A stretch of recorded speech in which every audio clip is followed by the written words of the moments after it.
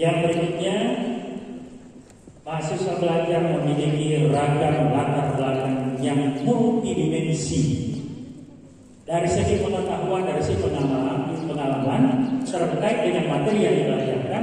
Itu masing-masing mahasiswa berbeda. Contohnya ketika Bapak Ibu mengevaluasi nilai, kan bervariasi nilai dari mahasiswa. Ada yang A, ada yang A-, ada yang D+, dan seterusnya. Itu tadi salah satu pertanda bahwa belajar adalah kegiatan dialog. Yang mahasiswa belajar memiliki ragam latar yang multidimensi. Kalau di awal pembelajaran mereka memiliki pengalaman yang berbeda-beda. Kalau misalnya materi berkelanjutan, misalnya sudah pertemuan yang ketiga, pasti hasil di pertemuan pertama yang kedua itu bervariasi. Itu sudah masuk di dalam latar belakang yang berbeda dari segi pengetahuan, belum dari segi lingkungan keluarga, dari lingkungan keluarga. Jadi ini Bapak Ibu, pandangan rasional untuk pendekatan konstruktivis itu kita gunakan dalam kegiatan pembelajaran. Oke, yang berikut Bapak Ibu, ini baru studi teorinya sebenarnya. Definisi teorinya seperti ini Bapak Ibu, bahwa teori dalam konstruktivis ini didefinisikan sebagai pembelajaran yang bersifat generatif. Jadi dia berkembang terus Bapak Ibu. Oleh sebab itu saya menganjurkan yang keempat tadi itu bukan tambahan. Jadi karena dia sifatnya di sini dia generatif. Jadi dia bisa berkembang, bisa kita kembangkan sesuai dengan apa yang kita belajar. Satu, yang kedua Bapak Ibu, meskipun kelasnya paralel, katakanlah semester 1 atau semester 1 misalnya, semester 1 terdiri dari kelas A, B, C. Ketika kita menggunakan pendekatan konstruktivis di kelas A, itu belum tentu sama ketika nanti akan kita gunakan di kelas B, kelas C, dan seterusnya. Karena yang akan menerima melaksanakan kegiatan pembelajaran itu sudah pasti juga dia mereka adalah heterogen dalam kegiatan aktivitas belajar. Mungkin dari pengetahuan mereka mungkin, tapi dari aktivitas yang lain pengalaman belajarnya mereka heterogen. Oleh sebab itu ini harus pada generatif, yaitu tindakan cipta sesuatu makna dari apa yang dipelajari. Jadi perhatikan Bapak Ibu di dalam definisi ini. Jadi saya tidak mau membukakan definisi awal, nanti ujung-ujung baru definisi konstruktivis ini kita tunjukkan. Bahwa sebagai pembelajaran yang bersifat generatif, yaitu tindakan mencipta sesuatu makna dari apa yang dipelajari. Dan ini Bapak Ibu tercermin di dalam alat kegiatan itu, terutama kata kuncinya adalah peserta didik itu membangun sendiri pengetahuan. Ya, pasti sama membangun sendiri. Pendekatan konstruksi Bapak Ibu ada beberapa konsep umum. Satu, mahasiswa aktif membina pengetahuan berdasarkan pengalaman yang sudah ada. Yang berikut, dalam konteks pembelajaran, mahasiswa seharusnya mampu mengembangkan pengetahuan mereka sendiri. Nah, pengetahuan mereka sendiri ini Bapak Ibu dapat dibangun oleh mereka sendiri atau berkolaborasi dalam aktivitas kelompok. Yang berikut, pentingnya menggambarkan pengetahuan secara aktif oleh mahasiswa sendiri itu melalui proses saling mempengaruhi antara pembelajaran yang terdahulu dengan pembelajaran yang terbaru atau pembelajaran. Karena pada sebab itu di dalam membuka pelajaran itu sebaiknya kita melakukan refleksi. Mengaitkan materi yang sebelumnya dengan materi yang tidak ada. Jadi itu yang dia tanyakan. Yang berikut, unsur penting dalam teori ini adalah seseorang mengembangkan pengetahuan dirinya secara aktif dengan cara membandingkan informasi baru dengan informasi pemahaman yang tidak ada. Oleh sebab itu Bapak Ibu, kita bisa memastikan bahwa mahasiswa kita yang belajar ini dalam perkuliahan yang kita laksanakan, kita yakin mereka punya pengalaman dan pengetahuan terkait apa yang kita lakukan. Yang berikut, Ketidakseimbangan merupakan faktor motivasi pembelajaran yang pertama. Jadi Bapak Ibu tadi yang terkait dengan skim itu begitu ada informasi baru, skimnya bergetar goyang, maka disitulah ini kita manfaatkan. Jadi manfaatkan itu menjadi faktor motivasi untuk pembelajaran pertama. Faktor ini berlaku apabila seorang mahasiswa menyadari gagasan-gagasannya tidak konsisten atau tidak sesuai dengan pengetahuan dunia. Jadi Bapak Ibu, ketika informasi baru yang dia terima, kemudian ada yang selaras dengan itu atau bertentangan, itu yang kita gunakan sebagai faktor yang memotivasi dia untuk melakukan pendalaman dengan membangun sendiri pengetahuan. Yang berikut bahan pengajaran yang disediakan perlu mempunyai kaitan dengan pengalaman mahasiswa untuk menarik minatnya. Jadi Bapak Ibu membangun minat di awal pembelajaran atau melalui bahan ajar yang kita sudah siapkan ini. Oke Bapak Ibu, ini contoh pendekatan ini juga yang saya masukkan di sini. Di awal tadi juga saya sudah tunjukkan. Ini juga masih ada kaitan dengan matematika ini Bapak Ibu. Materinya adalah materi elektrik pencerminan. Nah, saya mengambil ini kan pasti mahasiswa tahu kan? Pasti peserta didik kita tahu yang kata ini. Kupu-kupu kan? Nah, kupu-kupu itu bakal kita lihat materinya adalah materi refleksi atau materi pencerminan. Adakah unsur cermin yang ada di sini ini? Coba Bapak Ibu perhatikan. Sayap bentuk saya simetri kan?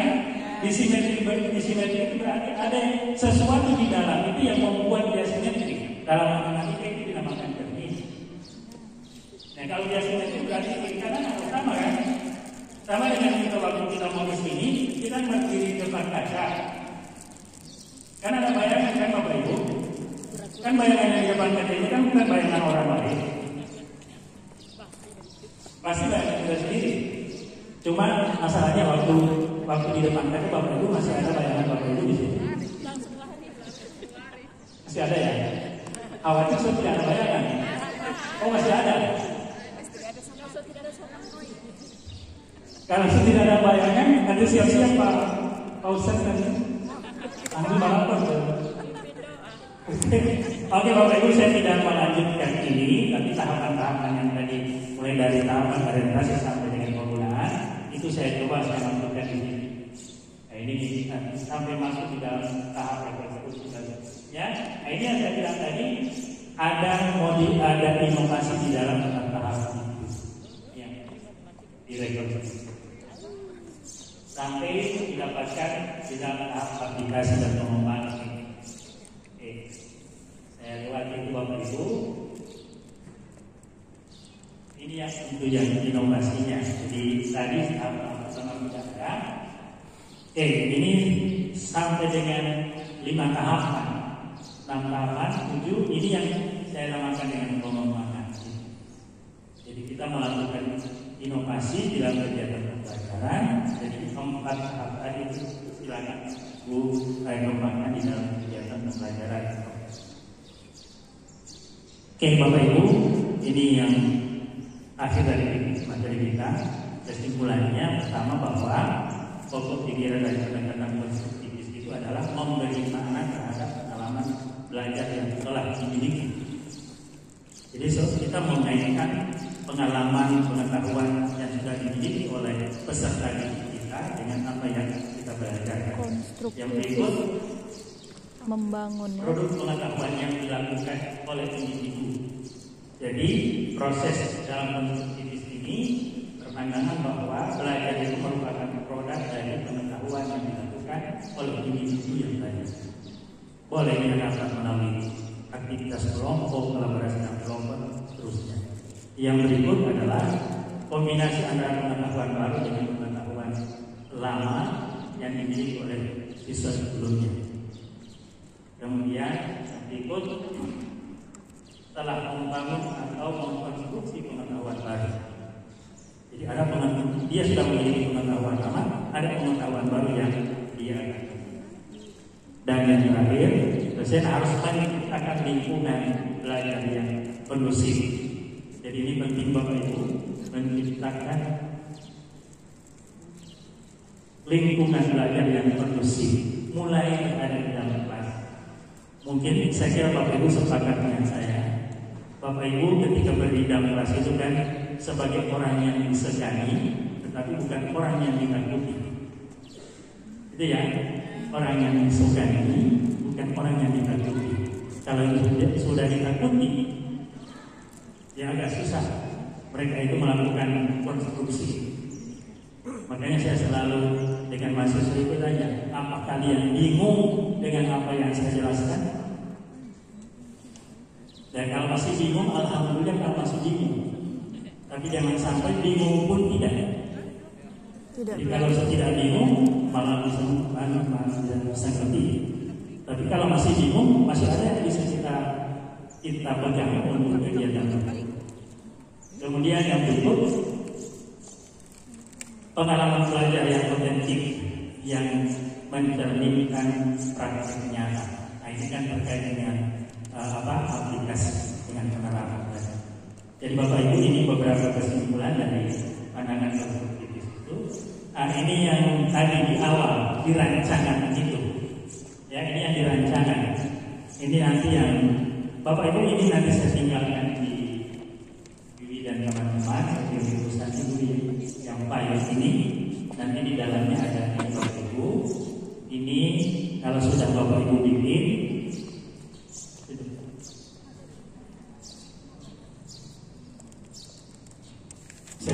saya bilang kulit tadi, saya cuma sampai 9.30 supaya 30 menit itu digunakan untuk ini.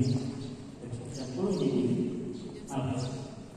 Oke, nanti saja Bapak Ibu, nanti saja ini nanti ke Bapak Ibu saya tinggalkan filenya dan tolong diisi ini tabel ini. Tadi ada langkah-langkah. Kalau kok misalnya ada inovasinya, silahkan Bapak Ibu. Ini yang keempat tahapan ini tadi saya bilang bukan harga mati. Kenapa mati guys? Ya silakan sesuai dengan mata kuliah yang Bapak Ibu mampu diiakan. Yang terakhir ini Bapak Ibu, mohon maaf Bapak Ibu dokter, Bapak Ibu perawat, ini salepnya. Saya tidak tahu dokter di apotek mana ini Pak dokter. Itu ada salep di situ. Salep kulit wajah. Ibu pasti tahu. Itu nama salepnya. Bahan aktif ikhlas 100%. Kemudian indikasinya apa Bapak Ibu? Dapat menyembuhkan borok akibat dosa yang dipendam lama. Menurunkan panas hati dan dendam. Ini indikasinya. Mengurangi kerutan di wajah karena menurut pemakaian setiap orang dimanapun. Kemudian perhatikan, dianjurkan untuk dipakai bersama senyum. Jadi senyumnya harus senyum yang simetris ya. Kalau saya ingat Ustaz, senyumnya harus senyum simetris. Terima kasih. Ada pertanyaan dari Pak Ustaz?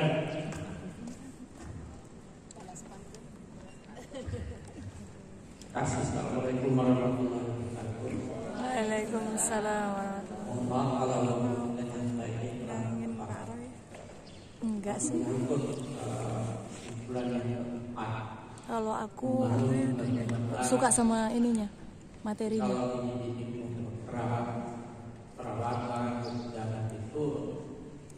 Kemarin harusnya Bu Wiwi juga sih katanya ngerekam. Materinya bagus. Dengan ilmu sosial, karena kami itu lagi sih.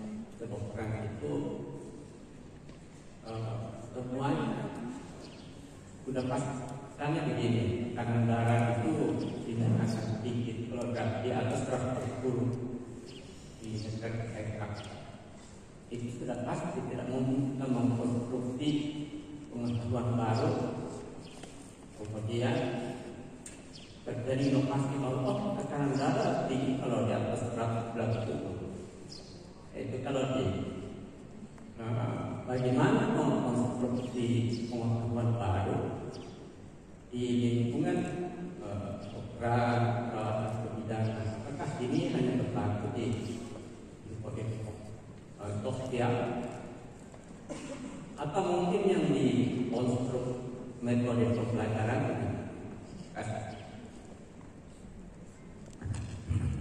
Terima kasih Pak Dokter. Ini tahun berapa kalau tidak 82 ya? Tahun 82 itu kami ini satu angkatan, cuma beliau di SMA Kamila, saya di SMA Timur, tapi sering ketemu di lapangan Korban. Oke Bapak Ibu, terkait dengan kesimpulan yang keempat, mengkonstruksi pengetahuan baru. Bapak Ibu, yang ini tidak hanya dipakai di bidang sosial.